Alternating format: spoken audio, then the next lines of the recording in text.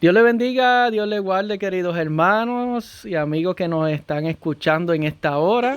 Estamos contentos de otro día más poder estudiar la palabra de Dios. La palabra que es la que cambia nuestras vidas, que es la que nos dirige, que es la que nos guía a toda verdad y a toda justicia. Cuando tú la estudias, verdaderamente transforma tu vida. Por eso que en el día de hoy es un privilegio que podamos estar estudiando la palabra de Dios. Y hoy tenemos a nuestra hermana Vicky Rivera, que va a estar compartiendo la palabra con nosotros. Le voy a pedir que por ahí nos salude. Dios bendiga a todos los hermanos, todas las hermanas, los quiero mucho, los extraño. Pronto nos veremos. Amén, amén. Ya prontito estaremos viéndonos de nuevo por allí. Le damos gracias al Señor que durante todo este proceso nos ha enseñado tantas cosas buenas. Y esperamos que cuando volvamos a la iglesia, que yo creo que va a ser ya prontito, si acaso la semana que viene, vamos a ver lo que Dios tiene para nosotros. Y estaremos viéndonos de nuevo ya pronto, si así el Señor lo permite. Así que siga confiando en el Señor y siga sirviéndole y creciendo allí en su hogar de manera especial y cuidándose siempre, ¿verdad? Es importante que siempre se cuide, ¿verdad? Tome las precauciones y todo el distanciamiento social y, ¿verdad? Siempre lavándose las manos y todas las cosas que nos han enseñado en este tiempo. Bien, vamos a comenzar, pero primero, antes de comenzar, vamos a orar para pedirle al Señor que nos dé sabiduría y que Él use a nuestra hermana Vicky de manera especial.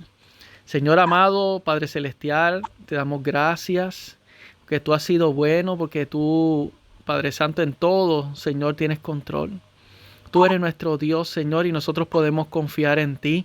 No hay nada que se te escape, Señor, no hay nada que podamos pensar de que tú no tienes el control. Nosotros sabemos, Señor, que todas las cosas obran para bien.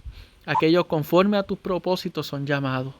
Señor, en esta hora te pedimos que tú nos hables, que tú, Padre Santo, unja los labios de nuestra hermana Vicky, Señor, y que tu palabra, Señor, llegue a cada corazón.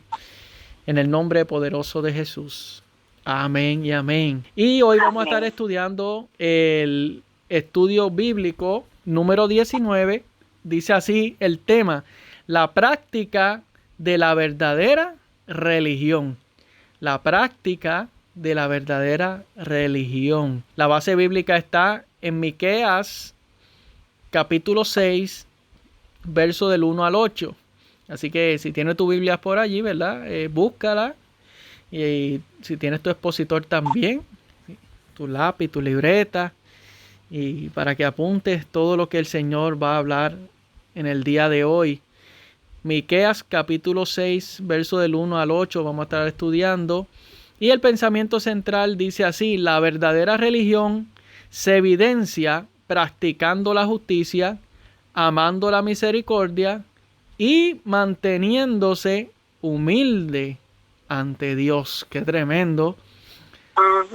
Y el texto áureo se encuentra ahí mismo en Miqueas capítulo 6, el verso 8. Dice así: oh hombre, Él te ha declarado lo que es bueno. ¿Y qué pide Jehová de ti? Solamente hacer justicia y amar misericordia y humillarte ante tu Dios. Y la enseñanza bien importante que vamos a tener hoy es que la tendencia humana es a divorciar la religión de la ética personal. Pero el llamado de Dios es a una relación justa con Él y el prójimo. Dejamos en estos momentos a nuestra hermana Vicky, que va a tener la palabra en esta hora. Adelante, Vicky. Y gracias, hermano José. Fíjate que ese pensamiento central, esa enseñanza, mejor dicho, es algo bien profundo, ¿sabes? Porque fíjate que nos dice que la tendencia humana es a divorciar, o sea, a separar la religión de la ética personal, o podríamos decirlo en ajo y habichuela, el diario vivir de cada persona. No sé, José, pero muchas veces hemos visto personas, ¿verdad? Pues hablan de la palabra, han leído la Biblia, tienen conocimiento, y todas esas cosas, van a la iglesia a menudo, pero cuando los conoces en la manera íntima, personal, uno queda como decepcionado porque uno dice, adiós, pero ven acá, no es la persona que predica la palabra, que habla de la palabra, porque, ¿verdad? Se cumple la enseñanza. A veces hay personas que piensan que es como un drama, donde yo personifico a alguien, pero realmente en mi vida privada no soy ese alguien.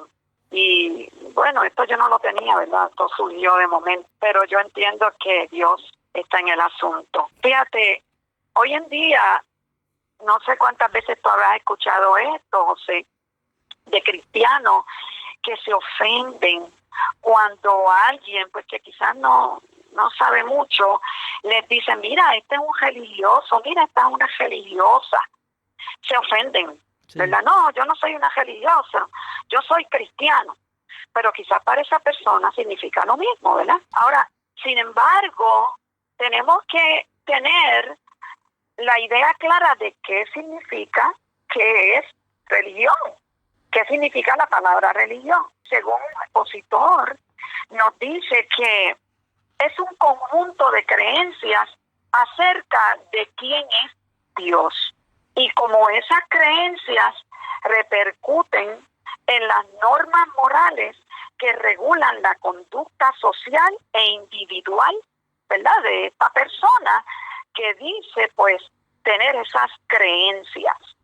Religión es la virtud que nos mueve a dar culto a Dios, a comportarnos debidamente, tratando a los demás con deferencia, o sea, con respeto, como dice la Biblia, tratando al hermano, tratando al vecino, tratando al prójimo como si fuera mayor que yo. Todos somos iguales ante Dios, pero esa es la deferencia que Dios pide de aquel que tiene la verdadera religión. Los profetas del Antiguo Testamento se distinguieron por el énfasis que hacían en el aspecto práctico de la religión. Tanto Miqueas como Amós, Osea e Isaías y otros más hacían hincapié en la importancia de la justicia esencial y la moralidad que debe acompañar la religión. Porque aunque Isaías se dedicaba a predicar en contra de los gobernantes corruptos, fíjate, José, eso, que hay veces que hoy en día si alguien, si algún predicador, si algún profeta de Dios se dedica a estar señalando ciertas irregularidades, vamos a decir, entre el gobierno, en cierto tipo de gobernante, enseguida nos dicen, ustedes son religiosos, métanse en la religión y no en la política, ya está. Dentro de nuestros mismos hermanos, pues hay muchos que no entienden eso.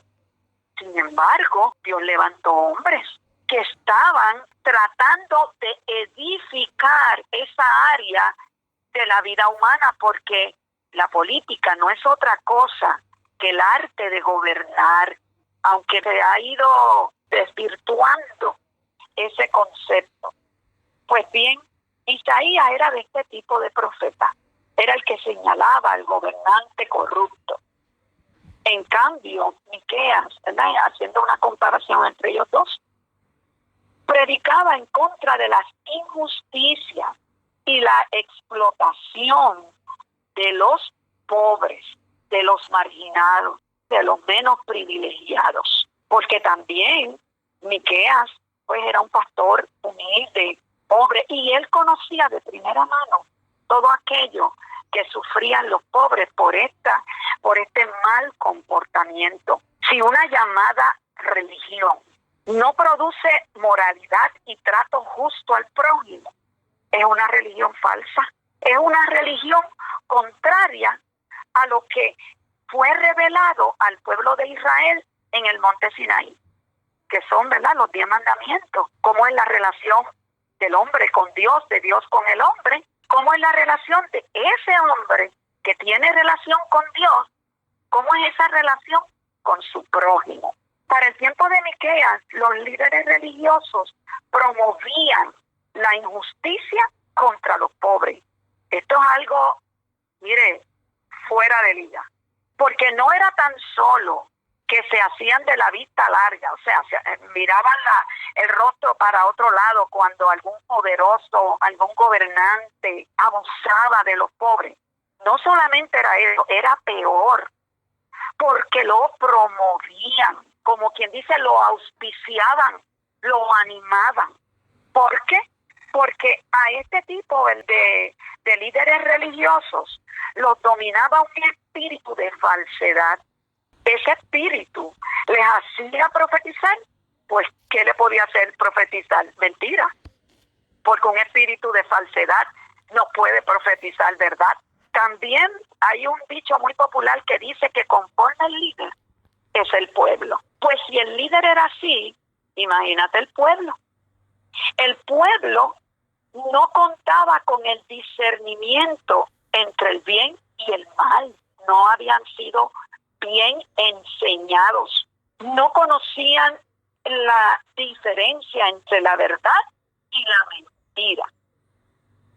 El pueblo se sentía también satisfecho. Cuando digo el pueblo, era los que les convenía esa profecía marcada por los intereses económicos, por los intereses de los más poderosos. Pues ellos se sentían en las papas, en buen puertorriqueño, porque los hacía sentir bien con ellos mismos. No había nada que los hiciera sentir incómodos, porque una de las características de la palabra de Dios es que te hace sentir incómodo, incómoda, cuando tú no estás viviendo conforme a ella y eres confrontado. Entonces, porque es como un espejo que puedes ver en él lo que está mal en ti y produce incomodidad. Pues esa gente no se sentían así. Nada les incomodaba, porque esos líderes les hacían sentir cómodos. Vamos a, José, si quieres leerme los versículos de Miqueas capítulo 6, versículos del 1 al 8. Amén, amén. Leemos Miqueas capítulo 6, verso desde el 1 al 8.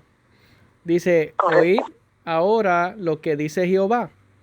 Levántate, contiende contra los montes, y oigan los collados tu voz.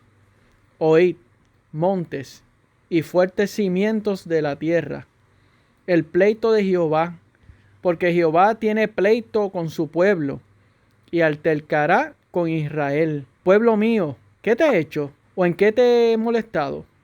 Responde contra mí. ¿Por qué yo te hice subir de la tierra de Egipto, y de la casa de servidumbre te redimí, y envié delante de ti a Moisés y a Aarón y a María? Pueblo mío, acuérdate ahora que aconsejó Balac, rey de Moab, y que le respondió Balaam, hijo de Beor, desde Sittim hasta Gilgal, para que conozca la justicia de Jehová.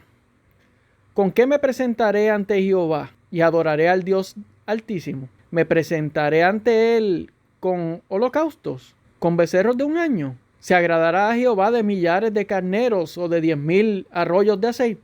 ¿Daré mi primogénito por mi rebelión, o el fruto de mis entrañas por el pecado de mi alma? Oh hombre, él te ha declarado lo que es bueno.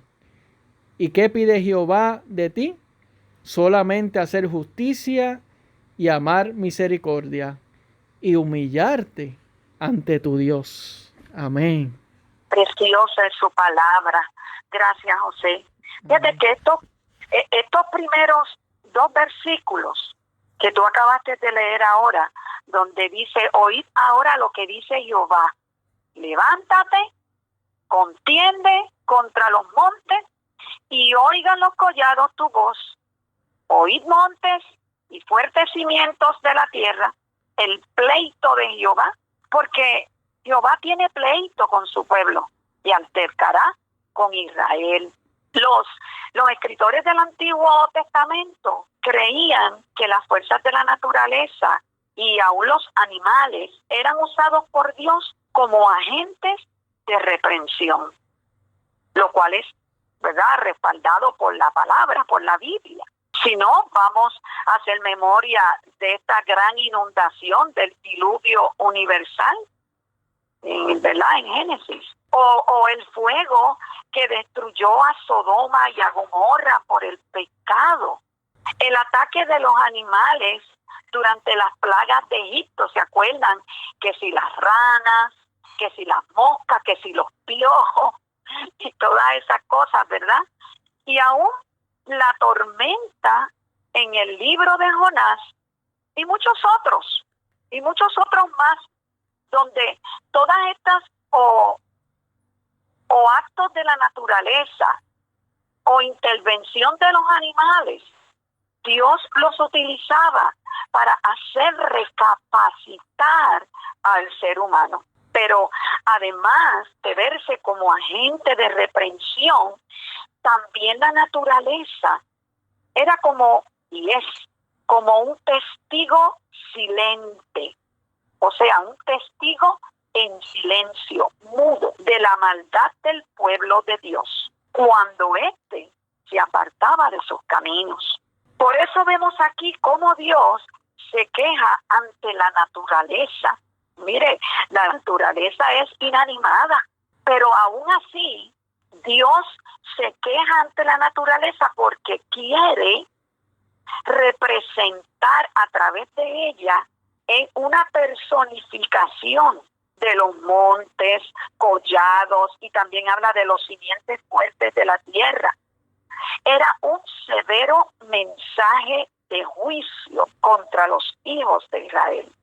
Como quien dice, óyeme, yo te llamé, te revelé mi palabra, te he ido enseñando, te he dado raciocinio, te he dado inteligencia, te he permitido experiencias maravillosas. Y sin embargo, actúas como un ser irracional. O como dice, ¿verdad?, en el versículo 1, capítulo 1, versículo 3, dice, Israel no entiende, mi pueblo no tiene conocimiento. Ay, qué frustrante es. Yo no sé tú, José, pero cuando yo estaba criando hace un tiempito atrás, qué frustrante era que tú le repetías y le repetías y le repetías y le repetías a tus hijos, mira, no hagan esto porque va a pasar esto, mira, no hagan esto porque a mí no me gusta, mira, no hagan esto porque esto me enoja. Y sin embargo, se les olvidaba y volvían otra vez a lo mismo. Era como si lo hubiese dicho uno que lo hicieran. Sí, ¿verdad? Era como echar en un balde roto, no retenían nada.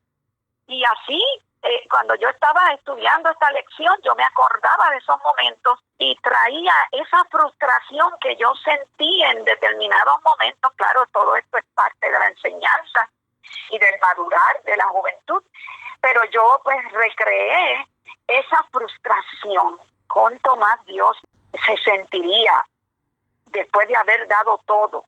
Por eso es que Él utiliza la naturaleza, que es inanimada, porque le hace entender a ellos, mira, la naturaleza tiene mejor entendimiento de quién soy yo que ustedes mismos, que son mi pueblo.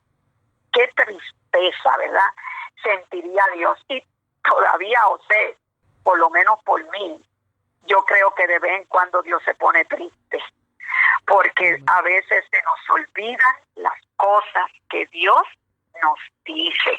Amén. Ahora, hay 3 palabras que explican el sentimiento de Dios y se encuentran en los versículos 1 y 2. Habla de contender, habla de pleito, habla de altercar. Esto puede llevarse a cabo por una persona que está enojada, que está decepcionada. Amós dijo, ¿Andarán dos juntos si no estuvieran de acuerdo? Eso se encuentra en Amós 3:3. ¿Por qué traigo este versículo? Porque es imposible estar con Dios y a la misma vez actuar contra Dios. Eso no puede ser nunca. Eso no es posible. Si tú estás con Dios, si tú amas a Dios, si tú conoces a Dios, tú actúas conforme a lo que le agrada a Dios. Pero no puedes decir que amas a Dios y actúas contra su palabra. Y no conforme con eso. Ay, José, el versículo 3 es el que de verdad me estruja el corazón, como diría la hermana Lejita.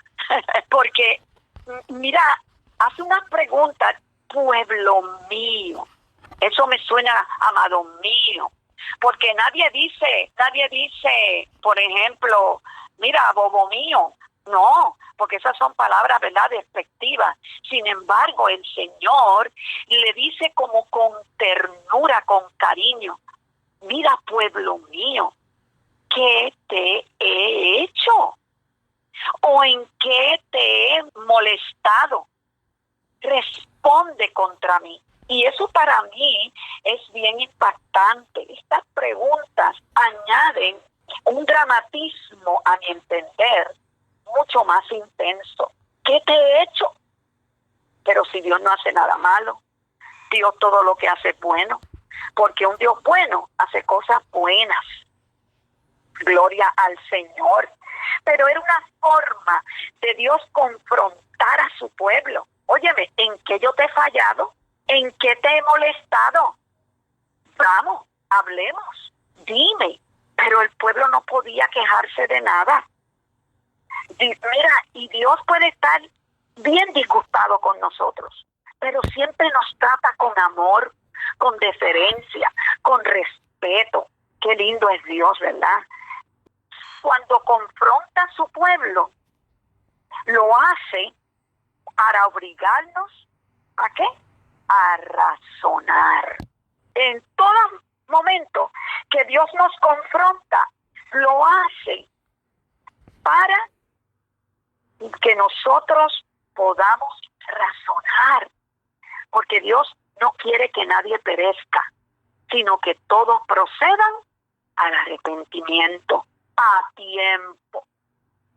Y toda pregunta de Dios requiere una respuesta. Esto nos hace recordar el versículo 1, 18, capítulo 1, versículo 18 de Isaías. José, si quieres buscarlo, toda pregunta de Dios requiere una respuesta. Vamos a ver qué nos dice el capítulo 1 de Isaías, versículo 18. La palabra de Dios es tan rica y tan maravillosa, y cuando nosotros, como que la saboreamos, este gran provecho para nuestras vidas. Amén. Dice así, Isaías 1:18, venid luego, dice Jehová, y estemos a cuenta. Si vuestros pecados fueren como la grana, como la nieve, serán emblanquecidos. Si fueren rojos como el carmesí, vendrán a ser como blanca lana. Amén. Alabado sea el nombre del Señor. Cuando yo estaba en sexto grado, en sexto grado, yo entré a la escuela a Radu Perón. Y a los 2 días ya yo tenía enemigos. porque venía de un colegio privado y ya eso nada más era suficiente para ganarme enemigos. Y había una amiga que nunca me olvidaré de ella, se llamaba Sara, Dios la bendiga donde quiera que esté, que me puso una hoja detrás de la oreja y yo decía, ¿para qué será que me está poniendo eso? Y era que yo no sabía que para pelear te ponían una hojita detrás de la oreja y eso significaba que te estaban confrontando, que te estaban invitando a discutir, a pelear. Pues aquí Dios está poniéndonos una hojita detrás de la oreja cuando nos dice, mira, vamos, ponme al frente, dime, explícame, ¿de qué es que te estás quejando de mí? ¿Por qué no me buscas como yo lo espero? ¿En qué yo te he fallado? Manifiéstate, habla ahora. Qué tremendo, ¿verdad? Porque Dios quiere en todo momento esa confrontación que nos lleve a nosotros a entender, espérate, pero es que Dios no me ha hecho nada. Dios ha sido siempre bueno, muy bueno. Gloria al nombre del Señor. La religión cristiana no es un asunto exclusivo del corazón. O sea, sí, nosotros sabemos que Dios sana el corazón, ¿verdad?, de aquel que se acerca a Él, sus emociones, sus sentimientos. Pero además de eso, la religión también en gran medida incluye el uso de la razón. Y en todo momento Dios nos lleva, nos insta a que la utilicemos. Por tal razón, ponderamos que la fe en Dios no es una fe ciega, sino que por el contrario, se nutre de evidencias. Toda la Biblia está llena de evidencias. Toda la vida de nosotros está llena de evidencias de que Dios es real, de que es bueno y que no hay ni una queja que podamos decir que es real delante del Señor. Dios es tan hermoso. Es imposible conocerle y no amarle. ¿Verdad, José? Amén, así mismo es. Amén.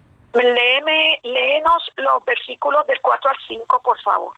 Dice así, Miqueas capítulo 6, versos 4 y 5, dice, porque yo te hice subir de la tierra de Egipto y de la casa de servidumbre, te redimí y envié delante de ti a Moisés, a Aarón y a María. Pueblo mío, acuérdate ahora que aconsejó Balac, rey de Moab, y que le respondió Balaam, hijo de Beor, desde Sittim hasta Gilgal, para que conozca las justicias de Jehová.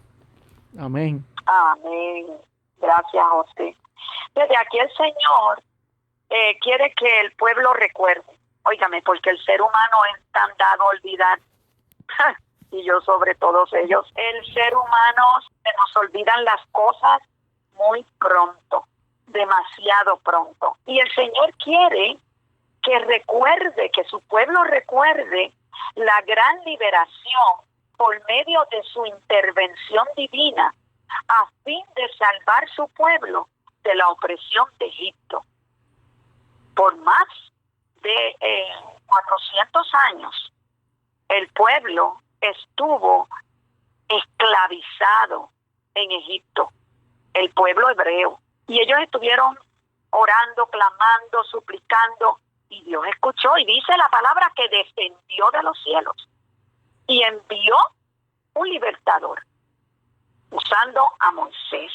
Y a través de, todos sabemos, ¿verdad?, la historia bíblica de las plagas, el mar que se abrió en dos partes, dejando un camino en medio y seco, donde ellos ni tan siquiera se mojaban sus sandalias, donde iban perseguidos por el ejército egipcio, pero tan pronto salió el último de los hebreos del alcance del mar, el Señor cerró las aguas y todos los que le perseguían al pueblo murieron, fueron destruidos. Alabado sea el nombre del Señor. La liberación de Egipto debe ser entendida en toda su magnitud, porque no es solamente para que nosotros lo recordemos como la historia de la nación de Israel.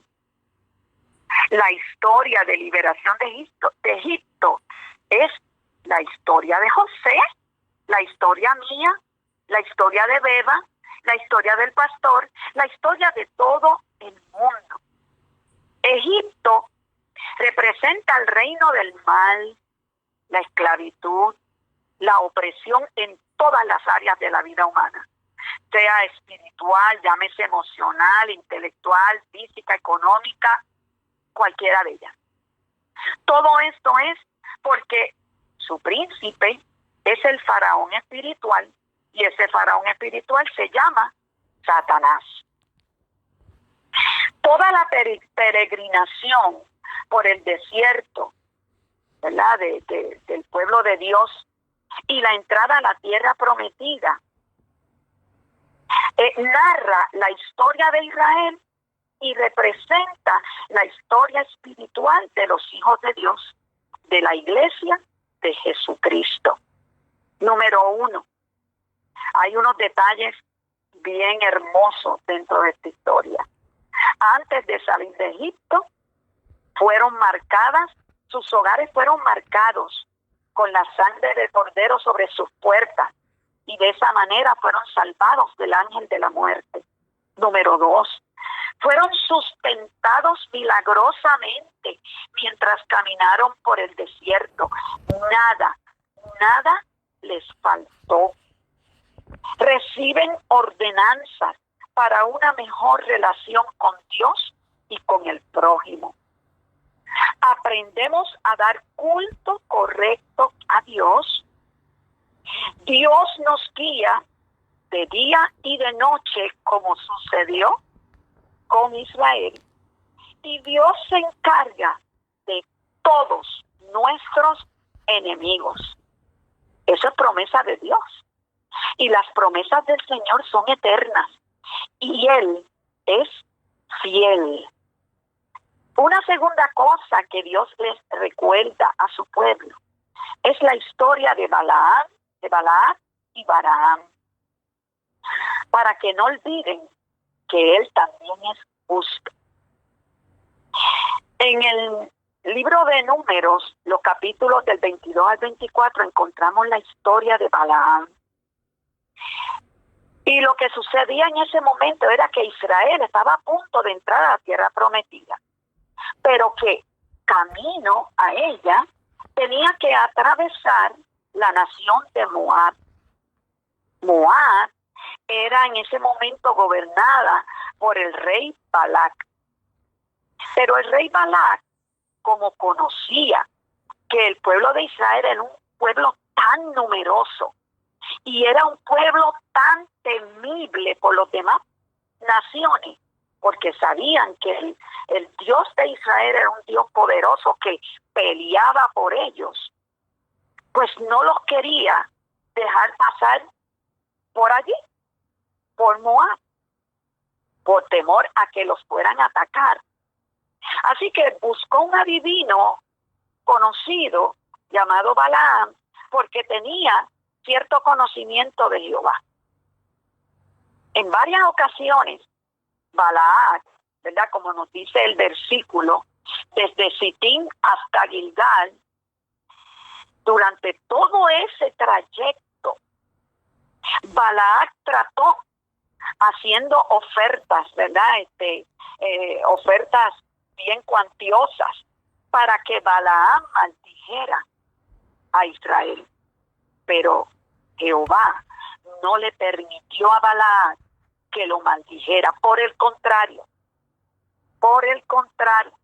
le hacía que terminara bendiciendo a Israel vez tras vez. Cada maldición que Balaam quería que Balaam expresara, Dios la cambiaba en una bendición. Y es que Dios es fiel. Y aquí se cumple la promesa que aparece en Isaías 54:17, que dice: ninguna arma forjada contra ti prosperará, y condenarás toda lengua que se levante contra ti en juicio.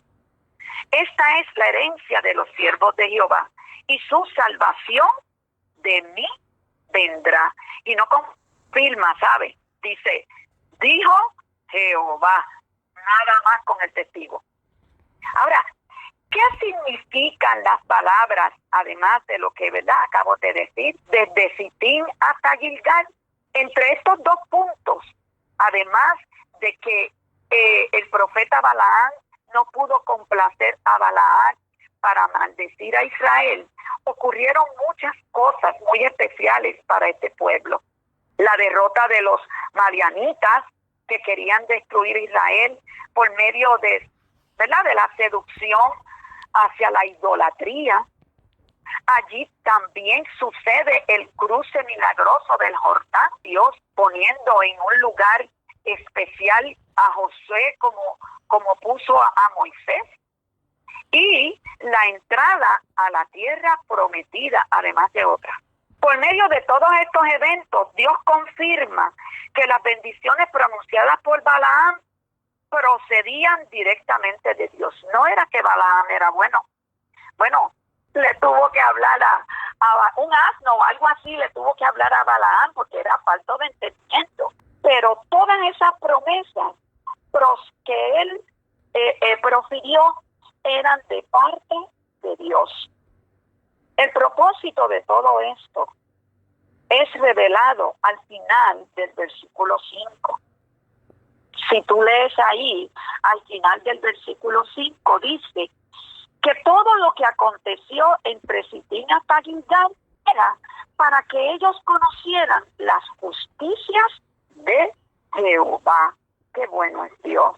Dios le demostró ser fiel. Dios le demostró ser justo. Dios le demostró que su palabra es verdadera, porque todo lo que había dicho que haría, lo hizo, porque Él es quien dijo que era. ¿Tenía el pueblo razones para quejarse de Dios? De ninguna manera. De ninguna manera. Pero vamos a seguir leyendo. Ahora me gustaría que José leyera desde el versículo 6 hasta el versículo 8. Amén. De Miqueas 6. Amén. Dice así del 6 al 8. ¿Con qué me presentaré ante Jehová y adoraré al Dios Altísimo? Me presentaré ante Él con holocaustos, con becerros de un año. ¿Se agradará Jehová de millares de carneros? ¿O de 10,000 arroyos de aceite? ¿Daré mi primogénito por rebelión? ¿Por mi rebelión? ¿O el fruto de mis entrañas por el pecado de mi alma? Oh hombre, Él te ha declarado lo que es bueno. ¿Y qué pide Jehová de ti? Solamente hacer justicia y amar misericordia y humillarte ante tu Dios. Amén. Maravilloso es esa palabra del Señor. Fíjate que dice, ¿verdad?, que el culto al Señor no consiste en ritos ni en ceremonias. Pero en estos versículos, ¿verdad?, el escritor, porque el autor es Dios, el escritor, que es Miqueas, habla de 5 prácticas religiosas y, como usted podrá ver, algunas son extremas. Habla de holocaustos, habla de becerros de un año, habla de millares de carneros, de 10,000 arroyos de aceite, imagínense, y ofrenda del primogénito. Si miramos con detenimiento estas prácticas religiosas, usted las oculta, de inmediato usted se va a dar cuenta que todas son acciones externas, cosas que se hacen con las manos, cosas que se pueden hacer si usted tiene dinero, de ritos, de ceremonias, pero no incluye nada de la actitud interior del corazón. Y esto nos debe hacer reflexionar. Todo lo que ofrecemos a Dios, sin que Él lo pida, dice el expositor, que es ofensivo ante su presencia. Y nos pone como ejemplo algunos, yo seleccioné 2. A Caín, que escogió del fruto de la tierra y fue rechazado. A Saúl, que ofreció el botín de guerra que había sido declarado como anatema y fue rechazado. Todo lo que Dios quiere de nosotros es bien claro en pedirlo. Dios en ningún momento espera que tú adivines, porque los adivinos no entrarán en el reino de los cielos. Eso dice su palabra. Dios todo lo que pide de ti te lo explica claramente y a tiempo. Número 2, los actos religiosos deben ser producto de una actitud correcta y una buena relación con Dios. Hoy en día nosotros no hacemos, ¿verdad? No. Imagínate, Dios mío, llevar un animal al templo y degollarlo. No, nosotros no hacemos eso. Nosotros no llevamos, ni mucho menos, ofrecemos el primogénito. Pero sí nosotros hacemos otro tipo de sacrificio. El sacrificio de labios que pronuncian su nombre. Esa es la alabanza. ¿Y por qué sacrificio? Porque a la mayoría de nosotros nos gusta alabar, pero va a haber ocasiones en que no queremos ni abrir la boca. Pero en ese momento lo hacemos porque reconocemos que Dios es digno de toda alabanza. No todo el tiempo. Alabar a Dios es lo que más deseamos. Van a ocurrir veces que lo vamos a hacer con dolor en el alma, con un nudo en la garganta. Por eso es que es sacrificio. Los actos religiosos tienen que provenir de una actitud correcta. No es para que me vean, no es para que me oigan, no es para que el pastor me tome en cuenta.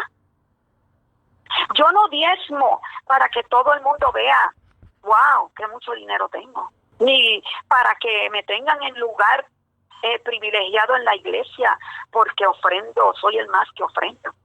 No, eso es una actitud incorrecta y Dios no la toma en cuenta. La actitud correcta que Dios toma en cuenta es un corazón contrito y humillado delante de la presencia del Señor.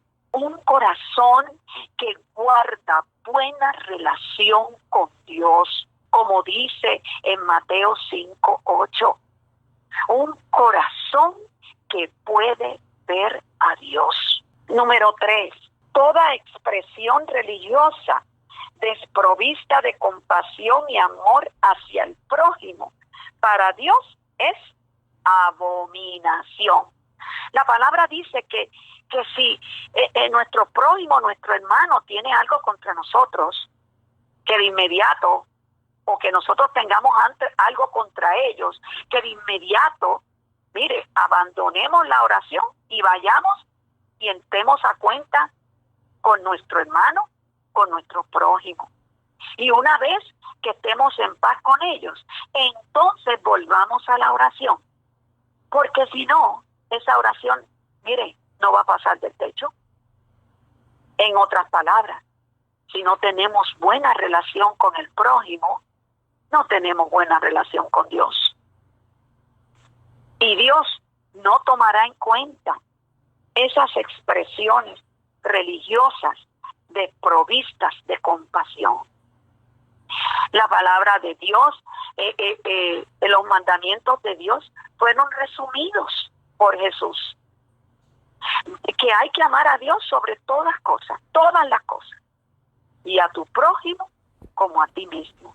Si tú te amas, tienes que amar al prójimo. Y lo que tú deseas para ti, tienes que desearlo por el prójimo. En el versículo 8 es muy revelador, ¿verdad? Porque expresa a su pueblo que realmente es la religión que le agrada. ¿Cuál es la religión que le agrada a Dios? En el versículo 8 le expresa al hombre, al pueblo, al creyente, le declara lo que es bueno para Dios, lo que Dios espera de ti y de mí. Quien desconoce esto, dice el expositor, desconoce la Biblia. Y tiene toda la razón. Porque el conocimiento que tengamos de Dios es proporcional al conocimiento de su palabra. Si desconocemos la palabra, desconocemos a Dios. Y si desconocemos a Dios, tampoco vamos a saber cómo servirle. ¿Y qué es lo que pide Jehová de nosotros? Dice 3 cosas: hacer justicia, amar misericordia y humillarse ante Dios. La justicia es algo que está en el interior, ¿verdad? En el corazón del hombre, en lo profundo del ser humano. Pero es visible en lo exterior. Cuando una persona es justa, aflora a lo exterior su justicia. Nadie puede hacer justicia si no es justo. Si no es justo por dentro, no puede ser justo con los demás. Porque nadie puede dar lo que no posee, lo que no tiene. En cuanto a la misericordia, dice que para tú poder tener misericordia, primero la tienes que amar, ¿verdad? Dice amar misericordia. La misericordia no es algo que pueda darse a la fuerza. A mí nadie me puede obligar a que yo tenga misericordia.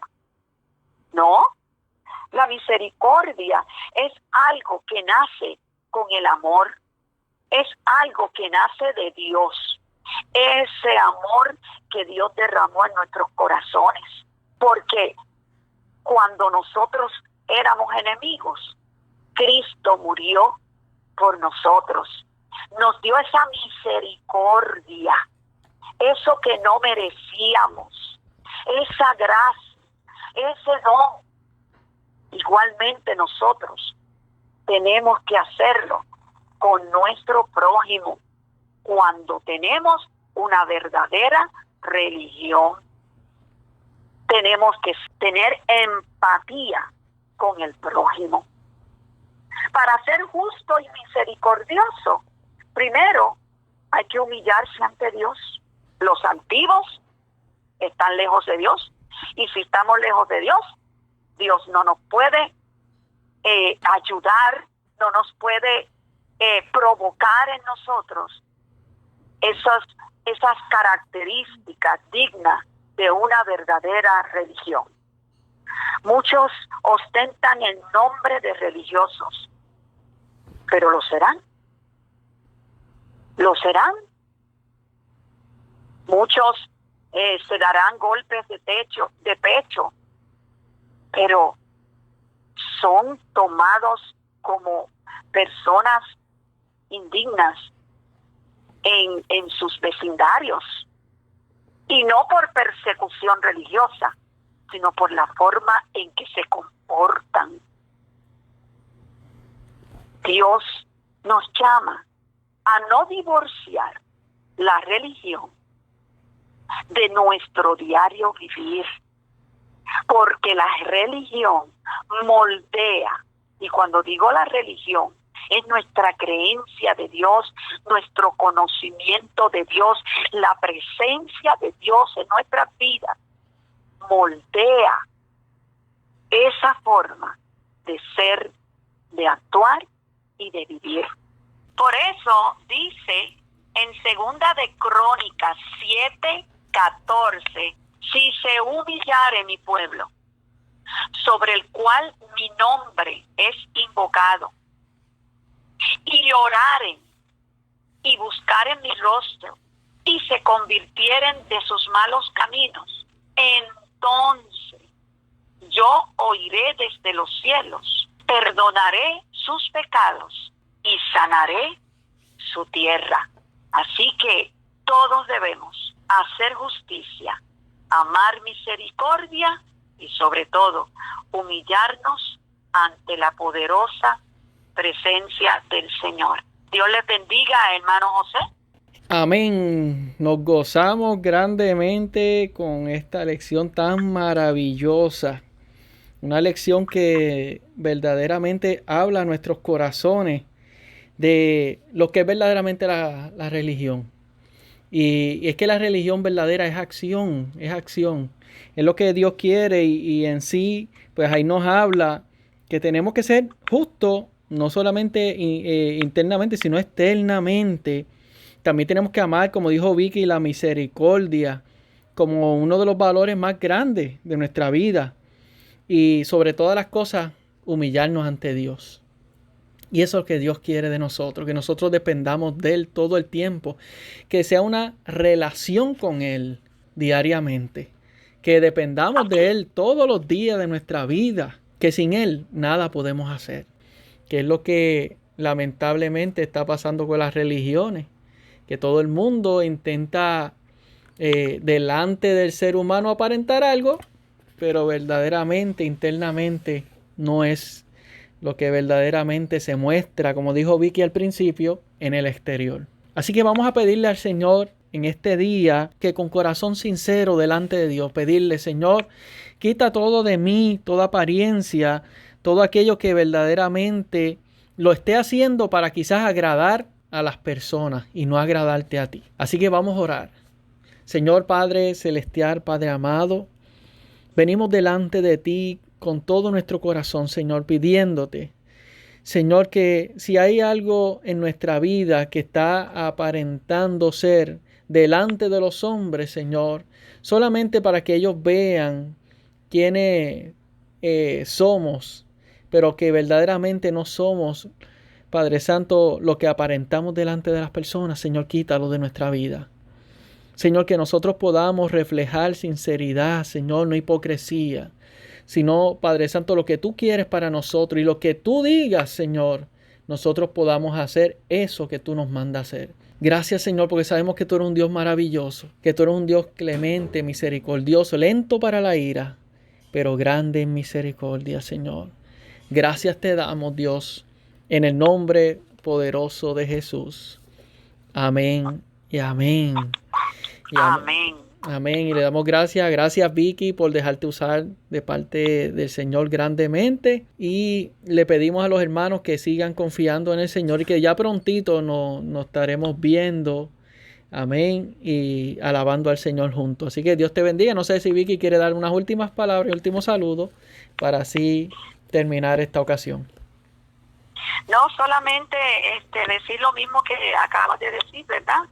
Que pronto lo vamos a hacer, nos vamos a reunir de nuevo, pero que para eso tienen que cuidarse mucho y, como Amén. bien decimos, quedarse en casa y de esa manera pues vamos a cada vez más y más poder recuperar todo el tiempo perdido. Así Dios es. les bendiga, los amo un montón.